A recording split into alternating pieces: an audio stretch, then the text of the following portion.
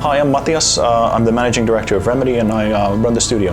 My name's Oskari Häkkinen. I'm the head of franchise development at Remedy Games. Well, Alan Wake's a best-selling writer, but he has a problem. He hasn't managed to write anything in over 2 years. His wife Alice takes him on a vacation to the idyllic small town of Bright Falls in Washington to recover his creative flow. But when she vanishes without a trace, Wake finds himself trapped in a nightmare. His latest thriller novel that he can't even remember writing is coming true before his eyes, word by word, and that's kind of the setup where we start from. It's a psychological action thriller. It's a story-driven experience, and for us, a thriller really means mood, atmosphere, suspense, and a smart story to give a reason for all the scares.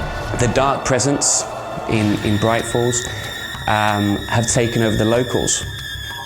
And, or actually, the dark presence is taking over everything in its path, from machines, vehicles, to inanimate objects, as well as the locals. And they have a dark presence around them. And this dark presence can only be, before the player can do any damage on this dark presence, he first must remove the protecting dark presence away with his light. So this dark presence, really, the light is his only ally to defeat the dark presence. We're starting off in a cabin with Wake and Barry, and Barry is Wake's agent. He's a kind of a comic relief to the story, but a great example of the supporting cast around Wake himself. The scene that you've seen here today is at the Elderwood National Park. Wake finds one of his missing manuscripts, and the manuscript talks about Rusty, who is the local park ranger, and talks about his broken leg. Funnily enough, these manuscripts have a tendency of coming true, and all the scenes that he read in his manuscript all of a sudden start becoming true. Wake is trying to find Alice. Wake is under the belief that Rusty knows something about Alice and where Alice is, and has some of the manuscript pages, and he's trying to get to Rusty to find the manuscript pages. Rusty has hidden the manuscript pages from the dark presence and for Wake to find, and Wake's trying to get there. So he goes through a short journey. He comes across Taken, he comes across Poltergeist, vehicles attacking him. There's some inanimate objects that attack him.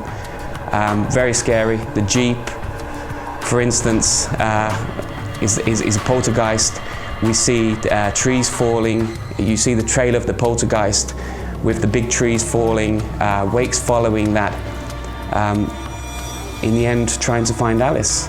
And then the scene ends on a big cliffhanger again. And that's kind of, our thing here is we have episodes and big cliffhangers kind of leave you at the edge of your seat, and you can't get to sleep. You need to play one more episode. So that's kind of what you've seen here today. Alice! My wife is missing. They took her. For us, we really wanted to convey a condensed Alan Wake experience where we show different elements. Kind of the mood and the atmosphere and the storytelling are key for us. We are building a psychological thriller, and for us, a thriller means a smart story to give a reason for all the scares. And we wanted to convey that in the short space of time that we have.